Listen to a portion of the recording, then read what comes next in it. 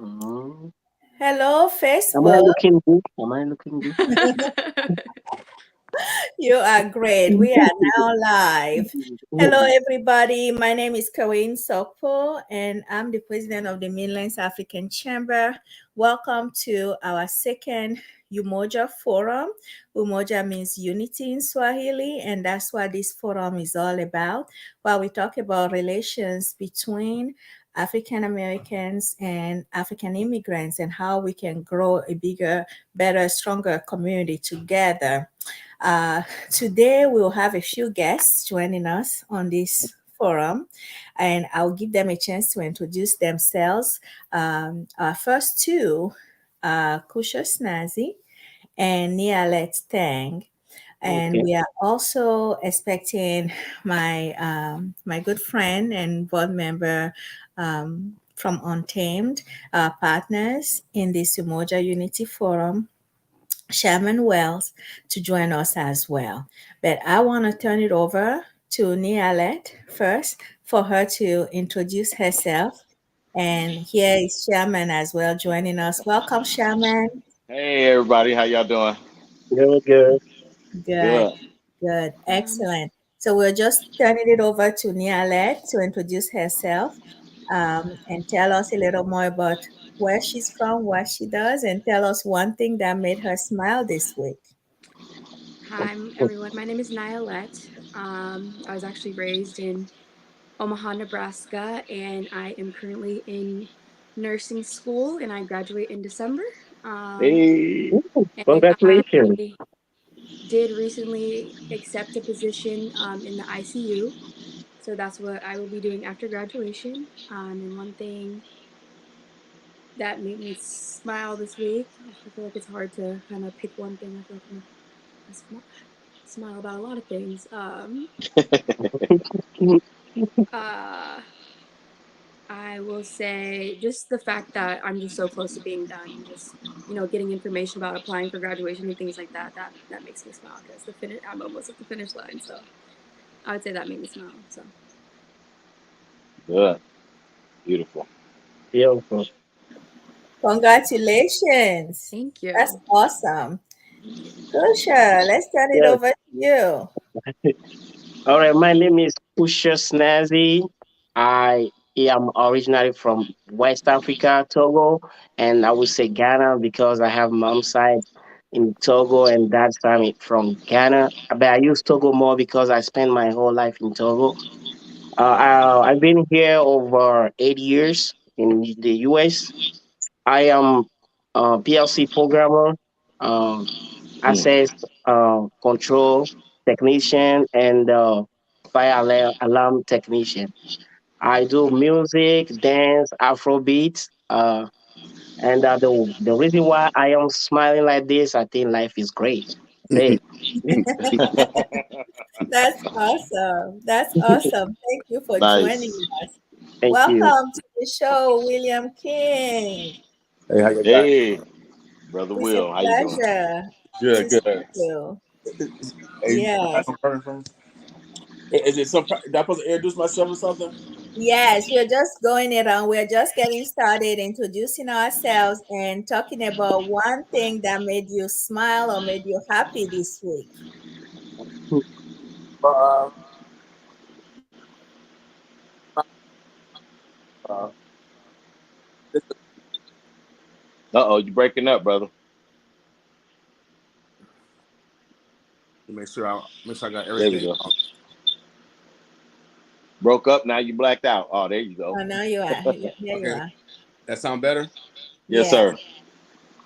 Well, again, thank you for everybody watching. I'm nervous. I don't know why I'm nervous. No, what made me smile is I had the opportunity to come back from Memphis, Tennessee, from a funeral. Uh, Oh, but what made me smile was I got a chance to hang out with cousins on my mother's side and my father's side, and got a chance to meet new family, but also um, realized that we have a lot of similarities, even though we didn't know each other. We're doing the same work, and it's amazing. We're driving the same kind of cars. It is really, it's really funny how strong the bloodline is. No matter how far the distance you're between. And so that made me smile. Both families called me when I got back to Omaha. They appreciated that I had a chance to come down to Memphis, Tennessee. And of course, BB King is my second cousin. I went up to BB King Club and got a chance to have some libation over there and hang out on Beale Street. So it's a great time. That would make me smile to hang out with family. Beautiful. That's awesome. That's awesome. Shaman, how about you? Sherman Wells, man, Shaman Wells. founder of Untamed, part of the every organization, I should say. Midlands African Chamber, BAA, the community, everything. And what make me smile today? I actually just came from a U-turn event, and I was a guest speaker to talk to the community about gun violence. And my message was about the effects of the gun violence, because even after the violence, we still have the effects of the people who, the family members of the person that was killed, or the person who did the killing, and then the treatment of how they are, and how people are affected by it with their behavior towards the people who did it, and or the group of people who did it. It's so much stuff that comes with it. So that made me smile today that people was able to get that information, and then they came up to me and said they appreciated what I said, and that made me smile, man. That's awesome. That's awesome. I'll share with you one thing that made me smile. And after you, Sherman, really, this is so silly. But sometimes you find you find joy in the silliest internet memes, right? Right. So there was this internet meme that I stumbled upon, and it says how to avoid stress at work. And under that sentence, there was a picture of this guy just found asleep in his bed. So, how to avoid that stress at work is to not go to work at all and be asleep. And stay sleeping But again. then the next day, the next day, you're gonna be in plenty stress when you can pay them bills. Right. Which would be more Yes, stressful. that's right. Yeah, which is gonna be more stressful. Yeah. More stressful, exactly. So, welcome again to all of you that are watching with us. We want this to be a very interactive discussion among all of us. You were with us last month when we started this conversation, and our first conversation was about stereotypes. Stereotypes amongst our different communities. We explore them stereotypes because you have to know where they are in order to dismantle them. That's right. Yes. And so it was always good to air them out, and we talked about them a little bit. And today we want to focus on our history. What is our history? What is the history of African immigrants from their countries where they are from, different places? It's hypnosis, right? Because we cannot really, it's not a monolithic group. What is the history of the civil rights movements here? What is the history of slavery? So we want to explore those very painful topics for all of us and discover, learn from one another what is our history, knowing that it is separate and yet it is also very similar. Right. So, how do we explore it? Chairman, I'm going to throw it out to you first. Okay. Well, when you talk about the history of the African Americans here, um, I call it his story, because some of it you can believe and some of it you can't. It's the story of the winner, or the story of the colonizer, or whatever you want to call it. And so, for me, history is one of those things that I've studied it. The civil rights movement, the history that we was taught in school, and then as you get older, you start to discover there was history that you didn't learn in school. And I don't know about you, Brother Will, but for me, I didn't learn the majority of my history until I was out of school. And I was able to get true history of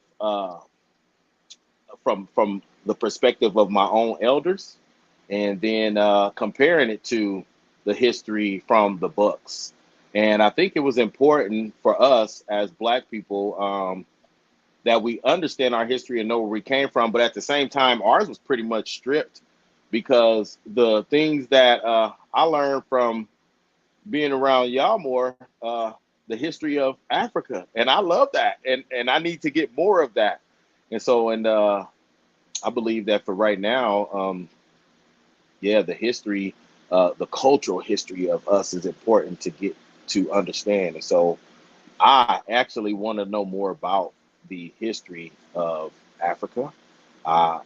Definitely, Brother King, I think, will be able to explain like the civil rights movements and the things, because Omaha played a historical part in those movements, even with the forming of the Black Panthers in '69 and '68. It only lasted 1 year here, and the Black people like Mildred Brown with the Omaha Star, she was a part of that civil rights movement, and so we have a rich history in Omaha from Blacks alone. And Brother King, can you touch on that for us, the history of us? Well, seven. Yeah. Hi. Breaking up just a little bit, brother. 1 second. There you go. Is that better? Yep. Okay. Being 57, so I grew up in like the late 60s, something like that. And It's still doing it. still doing it. There we go. Wait. Okay, hold on a second. Let me see. Maybe I need to close some of these windows. Yeah, we can see you and hear you now. Clear. So hopefully that's better. Yep. As far as just the history of Omaha, I always go with recent history. And recent history is always based off the past history. We're still talking like it's still the '60s, like we're still over the same obstacles.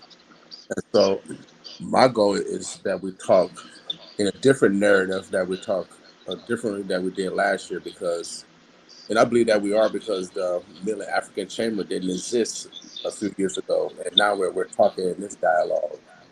And so I think we need to really focus on not repeating past history, but focus on using the methodologies from the past that actually worked, and that's educating the uneducated, implementing a plan, and moving forward with support from each other. The church is always going to be a part of that. It has to be a part of that. Every movement started with God. God has to be part of the equation, and so when you leave God out of it, it has no foundation. And so I think we just need to learn from our past. I refuse to take any religion classes when I went to college in the '80s. I got tired of studying American history because no one I read about looked like me besides Martin. And Right. I didn't take any other history until I came out of college. I went to Metro. I took a Black history class, and I just been self-learning ever since. So I just learned that we got to just self-teach ourselves and quit complaining that massa is not educating. Right. Yeah.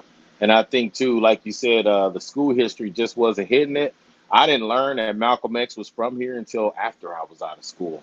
Yeah. So, and then learning the history and importance of what he did, like starting here and then traveling around, just like Marcus Garvey. And they went and they seen the plight of the Black community and then put some action into play.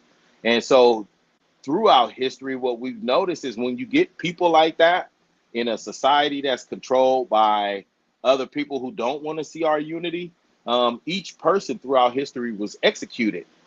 And so it kind of makes you afraid to jump out in that light sometimes.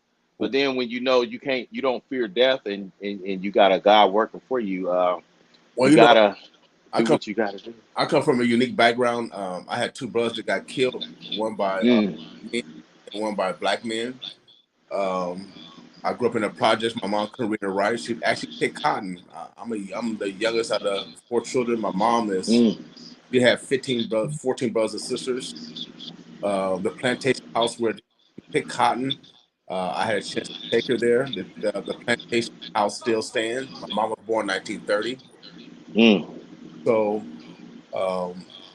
I'm from this community. You can't trump me with death because I know death is inevitable. That's right. I'm a king. I know that I know who I am. I know my essence, and I know that when you tell the truth, that you need some security sometimes. Oh Um, yeah. but at the same time, as I went to a meeting today, and a young person made a comment like they don't know where I'm at. I said, "You know where I'm at. You know where my address is. I'm not know who's some man who whatever his name, who's saying that's hiding underground. You know my address. I grew up on 30th and Lake to 24th and Lake. I'm not running. I walk in my enemies' rooms because I work for God. That's right. So growing up in this environment, it's it's an environment where people don't love each other, and they use so-called intimidation or perceived intimidation to make you behave like they want you to behave. But I let them know that I'm made different. My mama, Yeah. I mean, by God, I'm me in March. I had the opportunity to actually feel God. Now I'm on a mission to see God, and the only way to do that, we got to connect with the whole Black diaspora, so we can, connect what's been stolen from us. And our brothers and sisters that's on the call right now, that's why we need to find ways to link, because we were destroyed on both sides uh, of the continent or across the Atlantic. However, um, those we also have participated in the slavery of our brothers and sisters, and so we have a lot of healing. I went to a like not to take the floor. That I'm gonna give props to the Woman King. The way they wrote that is amazing. I could not believe how they told the truth from both perspective of how the Africans, sold us in slavery, how that looked, and how some kings were against it, and how other kings were for it because it made them rich to work with the Europeans, and it showed how strong Black women stood up and fought the pork, and these are all true stories. We need to tell our own stories. Now, I think that's what's missing narrative. And I think those stories will make us even more powerful. Thank you, William. Such great insights and rich history, not only in recent history but also ancient history. And I love how you went over that, and that's what this is all about. Um, yeah, let me turn over to you. Are you able to hear us? Give me Are you just a able to hear us? second. Okay. Hi, Yes, every Terrence. time. Welcome aboard. It's a Can you guys see pleasure me to or Hi, have how no? are you. you? Hey. Can you Oh guys yeah, see we me? can hear you. Yeah, we can Can hear you Yeah. see you. me though? I can see Yeah, you. we can Oh see wait. you. Oh, there We You you can can go. see see You're me? you. back.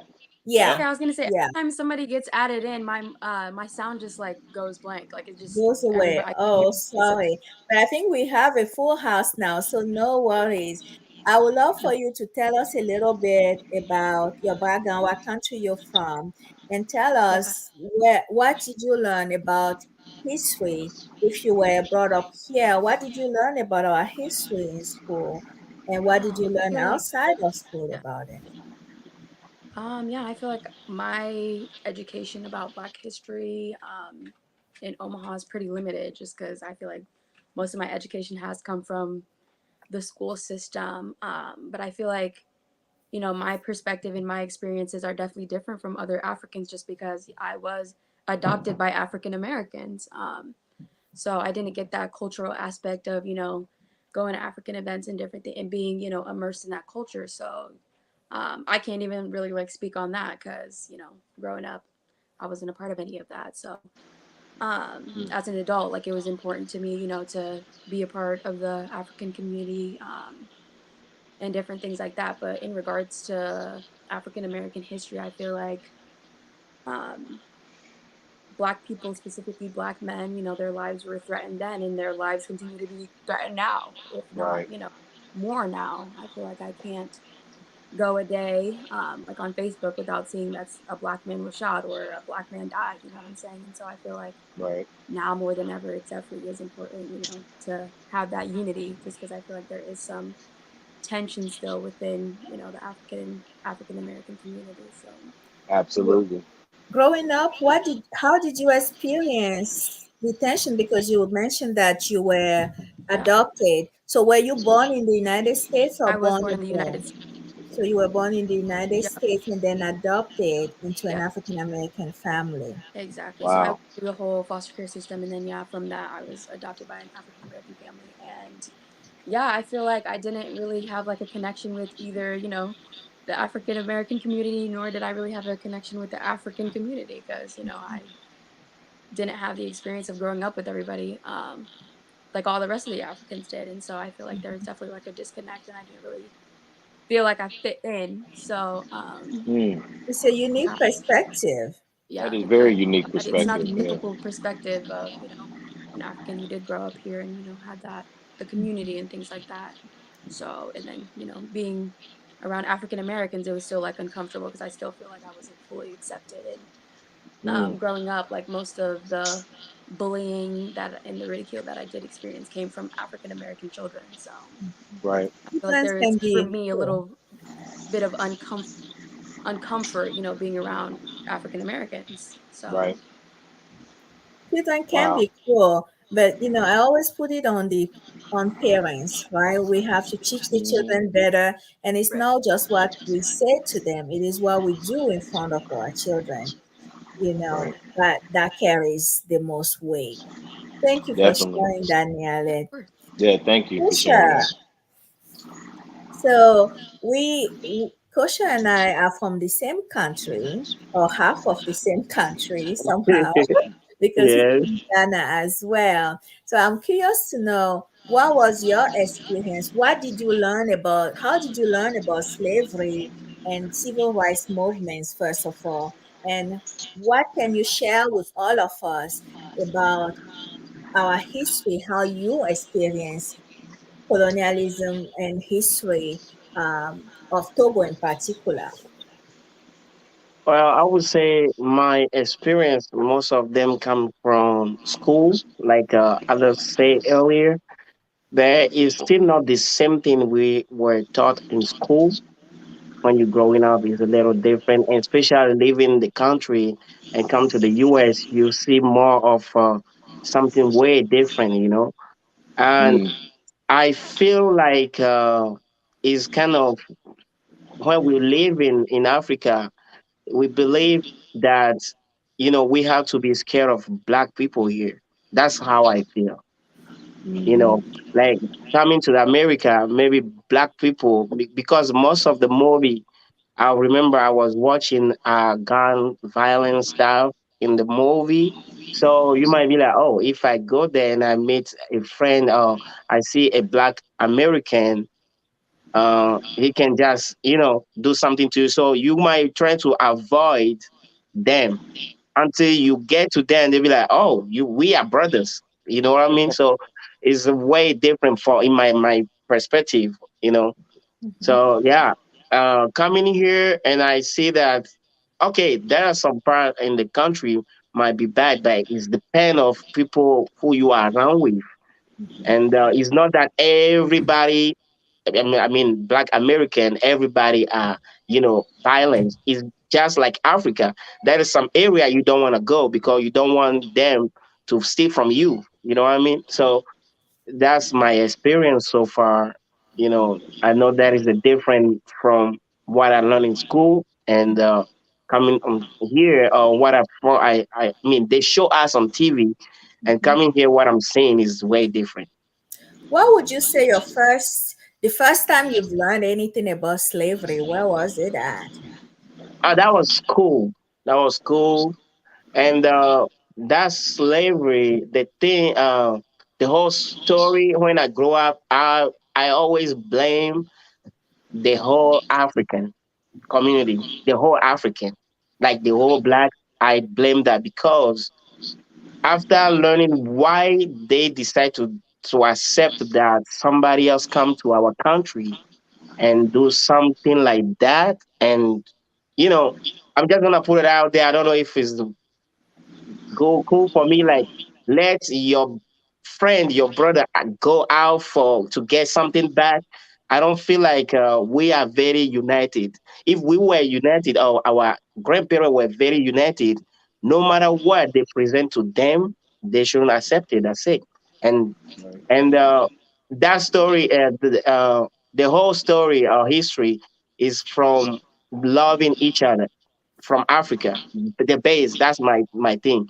If our ancestors were loving each other, nobody can break them. Nobody can be like, hey, if you do this, I can give you this, or if you lie to your brother, I can do this. So that's what my perspective about the slave, the whole slave. But that's I didn't learn that in school. That's my own, learning that this the problem, of course, is from somebody, but the main problem is from us being African, us being black, black people, not united. Right. That's it. I think that's interesting that everybody is really sharing that the history that they know it wasn't what you learned in school, Mm-mm. Mhm.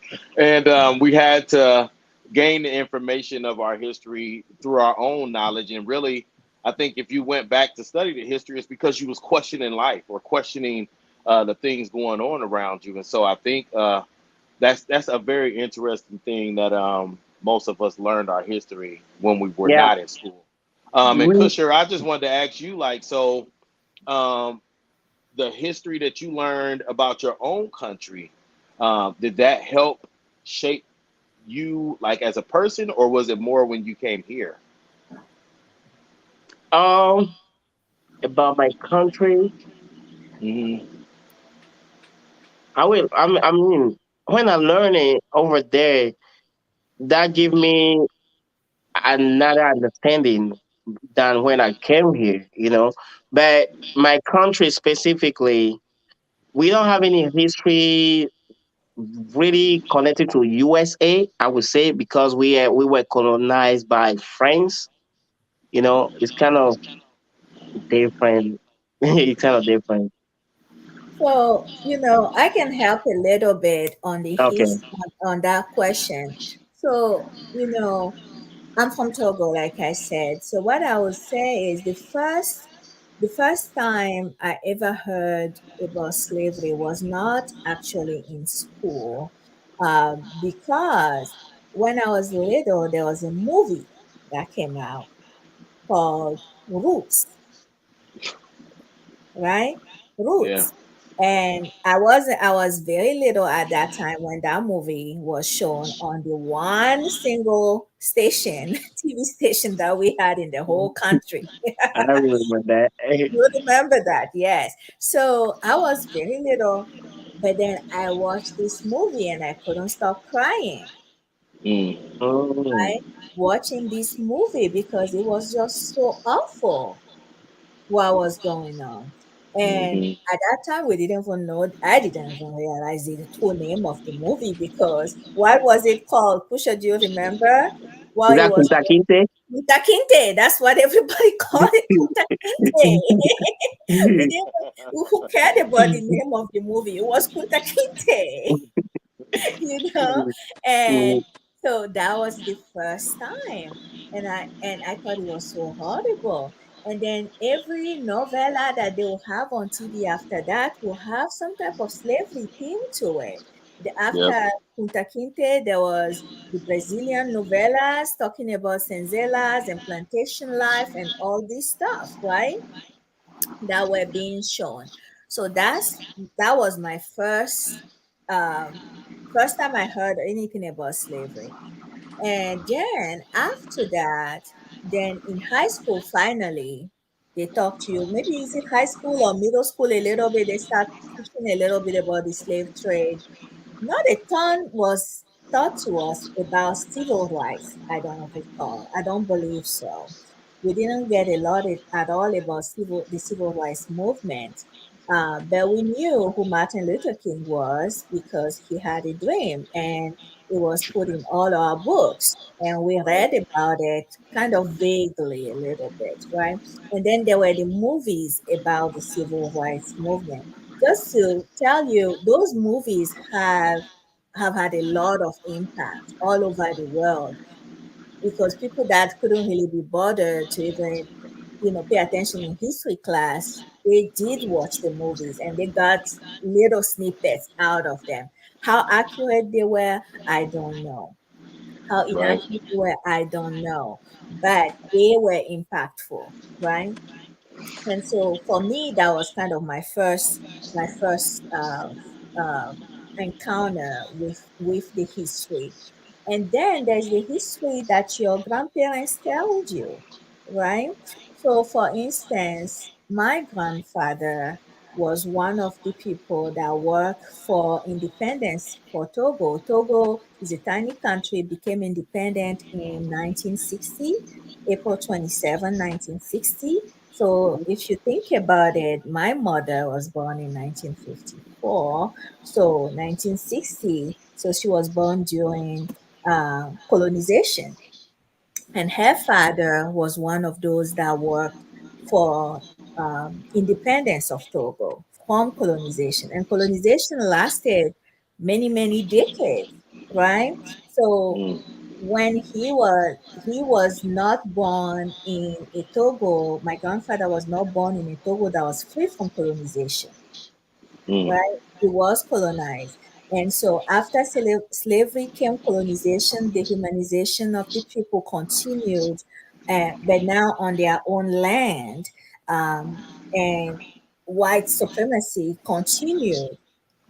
And so the fight for independence, it was not an easy fight. People lost their lives. Many people lost their lives. So I had a chance to hear from my grandfather about how they worked to free the land from mm. colonization and what sacrifices they made. And he was one of the first, when Togo became independent, he was one of the very first congressmen that Togo ever had. And he would tell Mm. stories about how they were thrown in jail. And whenever they will see the people coming to get them to put them in jail, he would grab his pillow because they would let him have at least that, you know. So those are stories that he will tell. So I I personally put more credibility in the stories that he's told me about what had happened than in the stories that we've read about in books that were written by others that are not, it's whenever you read a hunting story, the hunter is always glorified. We never read a hunting story from the perspective of the hunted, That's right. right? And that's why we call it his story because, like you said, in those books and in those movies, that was his story. Mhm. And so I'm glad Brother Terrence was able to pop in. Yeah. Thank you for joining us. And when you talk about the civil rights movement, his family was connected to like the Black Panthers in Omaha. So when you talk to Terrence, you'll get the history of the civil rights movement. So before you start, Terrence, we do want to know what made you smile today, and then if you can give us your take on the history of the African Americans, please, brother. All right. Well, thank you, brother. What made me smile today? My girlfriend was able to find a house. She's moving to Kansas City, and she was able to find a house that she really likes and be able to put a offer in on it. So that made me smile today for her. Y'all have to excuse me. I've got some issues that is going on with my throat, so I may sound a little bit out of breath, but I am definitely glad to be on this Zoom call with you all, and I'm certainly glad that this conversation has began to take place and is still continuing to take place because it's very important.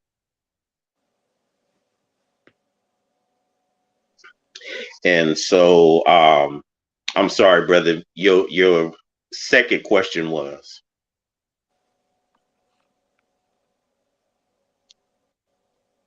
Uh-oh, I'm not able to hear you.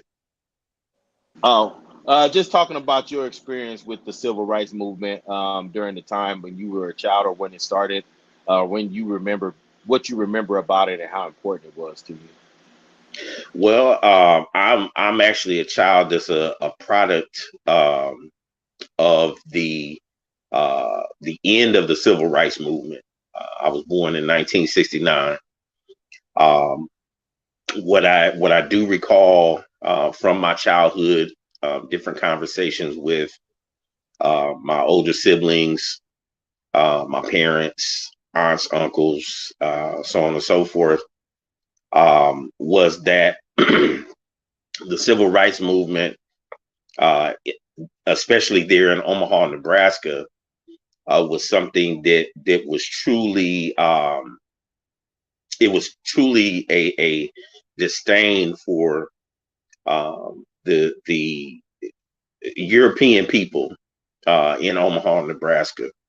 I can I can really speak more to my personal experience with civil rights as a community bridge builder, still to this day in this city, but also speak to what civil rights couldn't do for us historically. So just a little bit of background. My grandmother was born and raised on a plantation. Her mother worked on that same plantation. My grandfather worked on that plantation. My great grandfather and my great uncle, which would have been my grandmother's grandfather, and her great uncle, they actually remembered the boat ride from Africa and told them about that. My great grandmother, which was my grandmother's grandmother, she actually had hot coals poured on her feet so that she could not wear shoes to be able to run away from the plantation. So these stories are things that was passed down through my family to help us to understand that not only was slavery real, but it affected our family directly. As far as like what Kareem was saying about roots being a ignition of her consciousness in her life, it was for us all. Because, you know, again, it just confirmed the things that I had heard, you know, when I was a kid, and the mentality and the behavior of the plantation and the plantation owner is something that was very prevalent and heavy here in Omaha, and still is tremendously. I know for me, growing up, I didn't have a lot of friends that were from Africa. There's a large number of our people from the continent now in Omaha, but it wasn't always that way. And I can remember them telling us as kids, Africans didn't like us.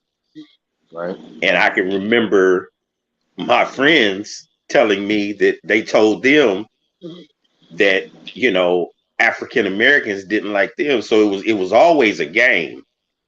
It was always somebody else stirring the pot, shaking the jar, all of that. It wasn't something that really had any validity. And but of course, since nobody was wise enough to investigate any farther, We just took everybody's word for it and went with that. Right.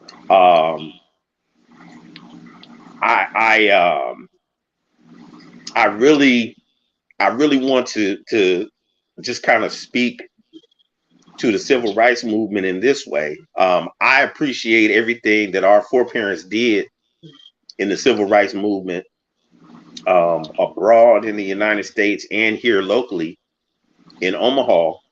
But I will say this, the civil rights movement, and I'm not saying this as a condemnation, but I'm saying it because it's a fact. The civil rights movement could never be as effective as we wanted it to be, not for a lack of effort or desire, but because in order to have civil rights, you first have to have human rights. And we were never granted those rights as human beings in this country. When they talked about Black people, we were actually listed, and you please don't take my word for it. Study for yourself and show yourself to be approved.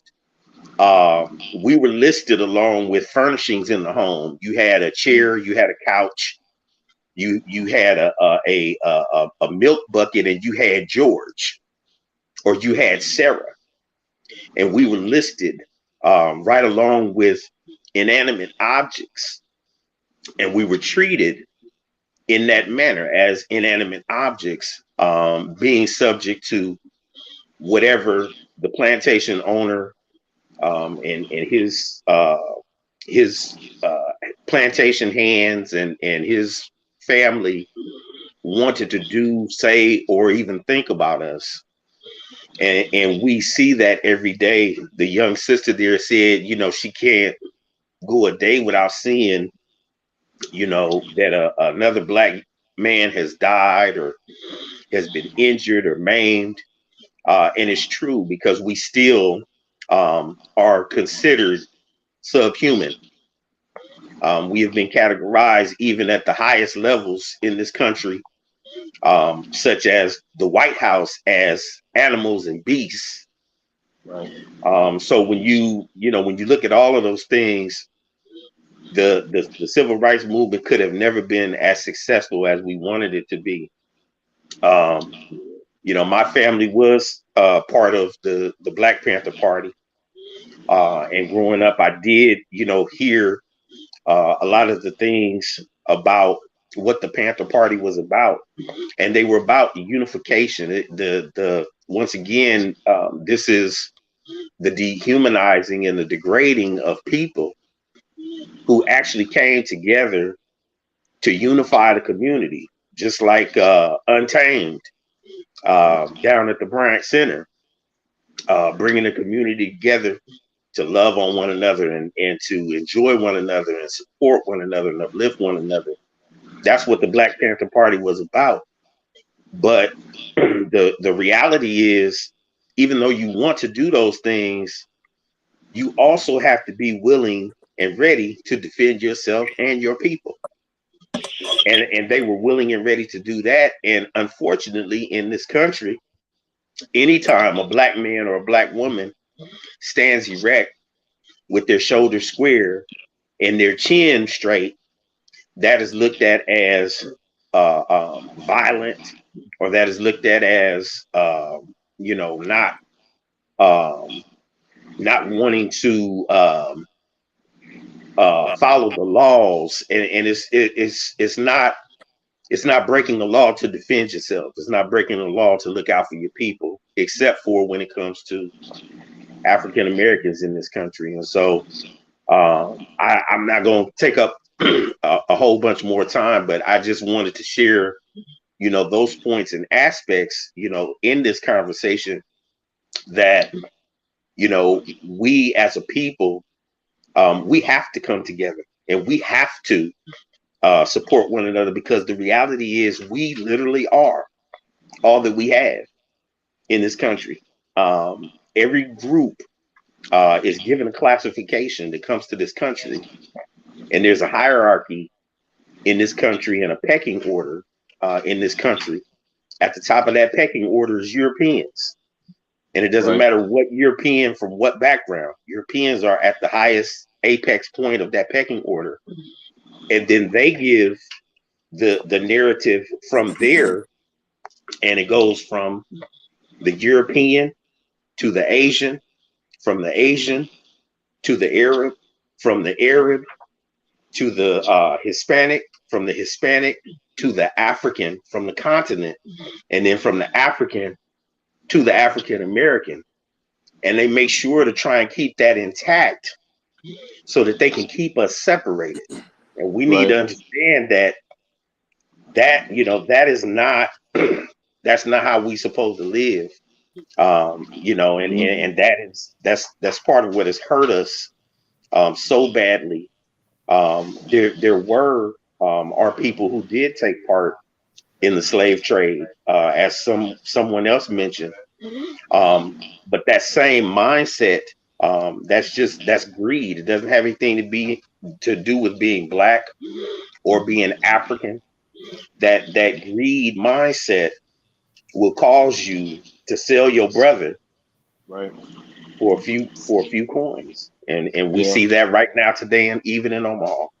Right now. Dennis, there's a And we do comment have. that was Just want to directed get on to that. you in the comments that are coming in from our audience, and I put it up here on the screen. I'm not sure if you are able to Yeah. see it. It's from I did, Rosalind. She said, civil rights nor human rights was not helping my indigenous people either. We had and still don't have fair treatment from the government. Afro absolutely. Americans and Well, now you, even Africans get a better break than we do.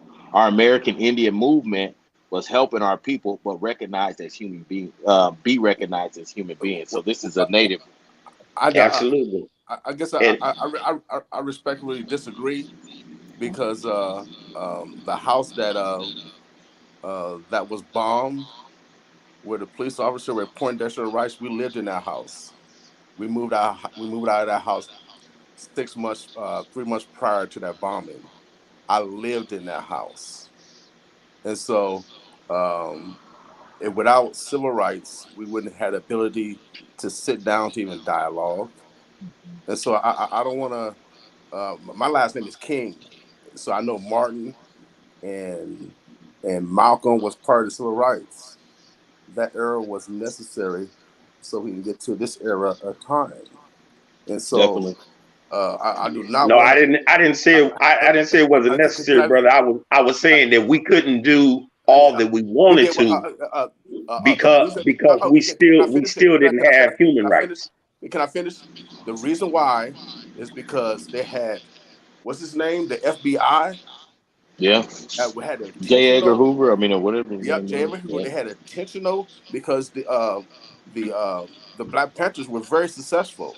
It was an intentional attack on the reason why it was not successful. What they did was successful. It was a No, I great didn't say it wasn't. it was a great movement, and I piggyback off of that movement. My mother come from that movement. She picked cotton. She worked in white people houses during that time, and um, I'm from that era, and Right. I'm gonna speak up for that era.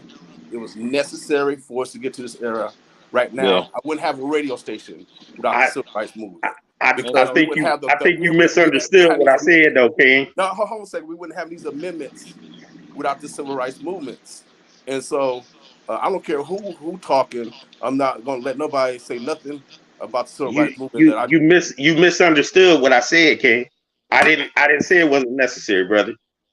I said we couldn't do all that we wanted to do because of Right. their efforts to kill us and stop the movement. I Right. said, but the reason why part of the reason why we couldn't do all that we wanted to do as well was because we didn't have human rights, so nobody would stand up for us. Yeah. So Nobody basically, besides us. to Yeah, rephrase a little bit, I understand you're saying, Terence, was that it couldn't be as successful as what you have hoped because you were coming from so far down the hole. exactly. That's Okay. what I'm Yeah. saying. Yeah, no, That is a everything that good we point. did was necessary. Yeah, Right. most definitely.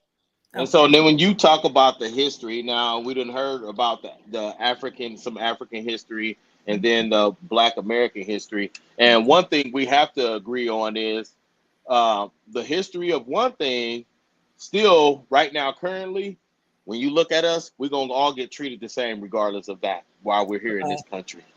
Correct. And so, and like the sister said, she Oh, we just lost roots. you, So Sherman. I'm back. She said she wasn't really connected to her African roots, but she was raised in an African American home, and still most of the teasing and things that she had to encounter was from African Americans, and that's because our history of Africa was not taught to us the way what we was taught about Africa was all poor and all this different stuff. So when we started seeing them, uh, instantly it was about making fun and calling names and African booty scratcher and everything else. So we didn't get the real history of our own place that we are from.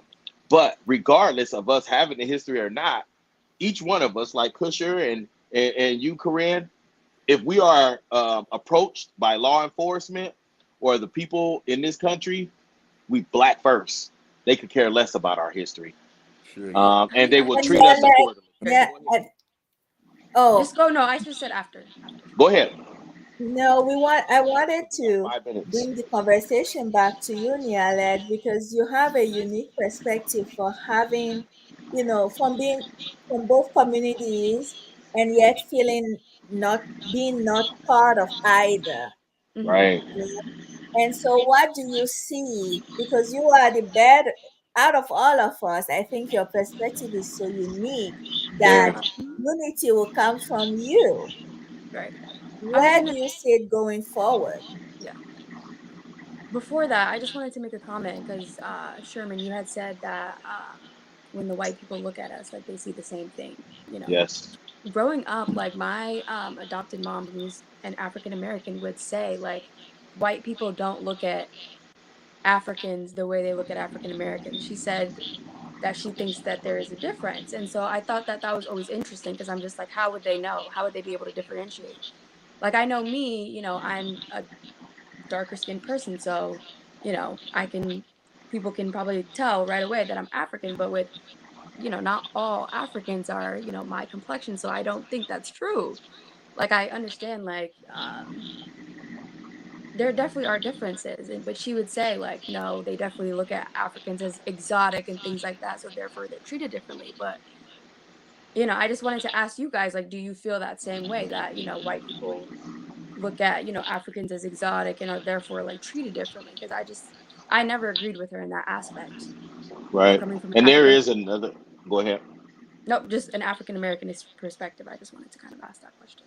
Yeah. There's another question from. I mean, a comment from Rosalind. She said, "I agree with you, Terrence. Years ago, you or anyone of person of color did not matter unless you were used. Then you matter. I had Afro American friends.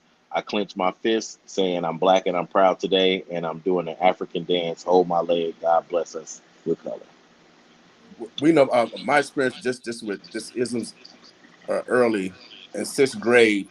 You know, they started busing in 1976. Jimmy Carter. Of course, we had a great school year. On our last day of school, as we was about to enter the bus to go home, our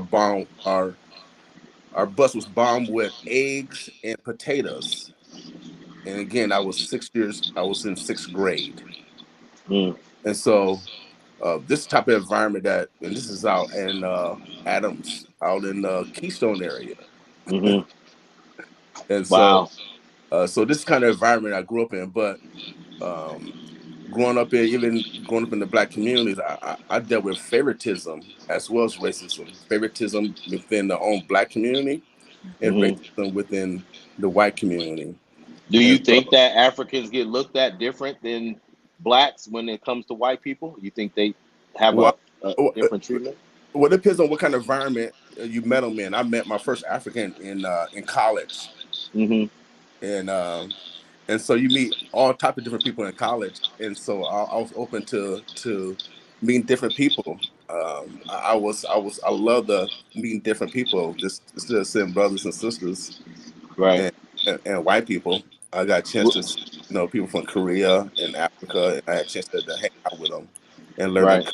culture and taste their foods and all that stuff, and practice martial arts and Right.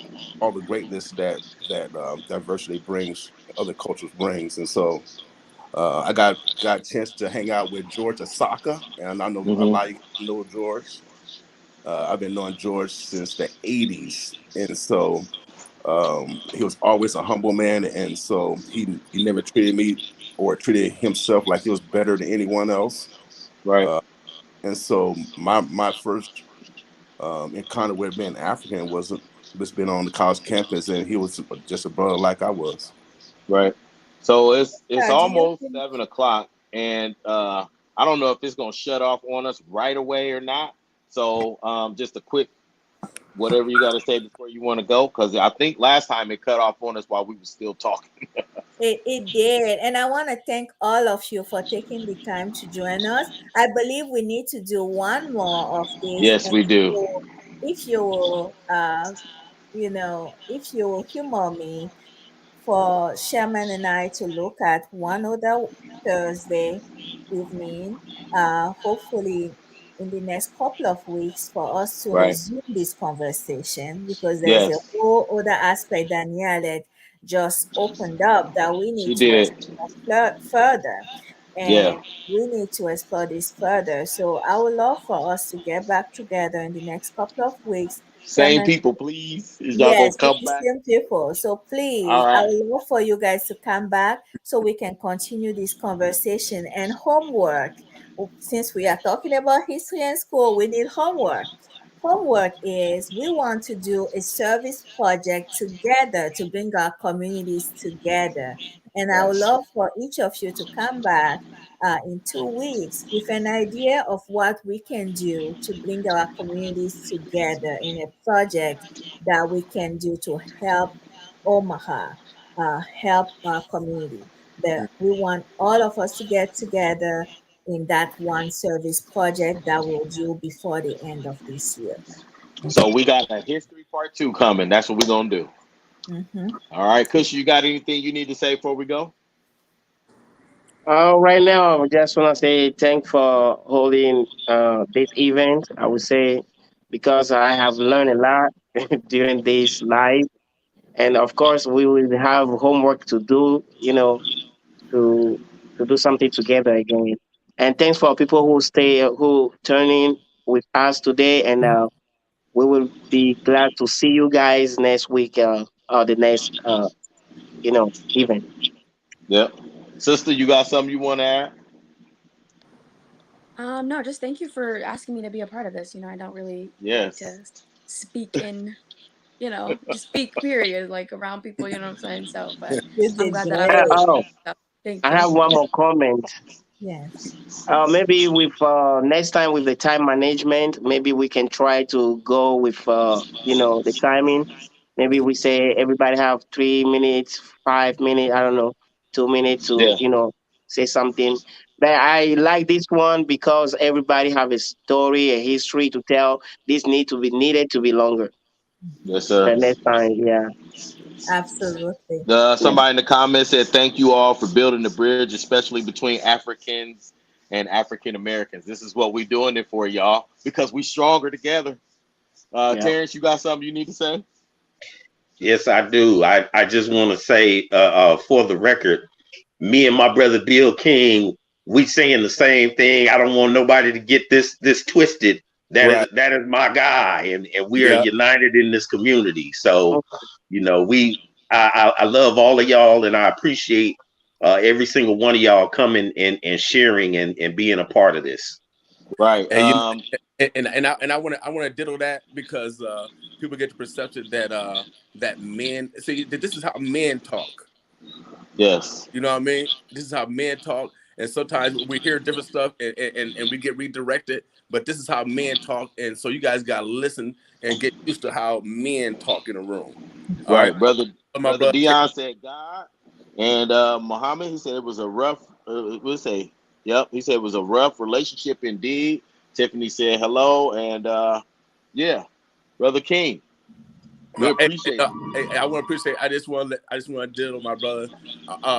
When you gonna be open, brother, so we can come get some food? I need a sandwich right now. Well, I'm hungry right now. well, unfortunately, brother, I had to close the doors, the physical doors to my place, so we no longer open. But if we get into another venture, I will definitely let you know. All right. Still doing catering though? Huh? Still doing catering though, right? You're still catering? Not at this time. Not at this time. I'm taking care of some health things, and once I get that in order, then we'll see what happens after that. Hey, brother, do we need to say a prayer for you? Do Reverend New Please do. Need to say a prayer? Please do. Yes. We'll definitely say some prayers for you. And go ahead. Hey, I want to say a prayer to Brother Terrence and to anyone else that's out there that need health, that need healing, because we all need healing, mentally as well. Amen. Amen. And just remember, as you take away anything from this forum and this series, it's all love. We have to love each other more, and we are definitely stronger together. Okay? Thank you, y'all, guys. Appreciate y'all. All right. Appreciate Thank y'all. you, guys. Good night. Thank you, Untamed. Follow us with the Midlands African Chamber. We'll be back in 2 weeks. All right. See y'all. See ya. Bye.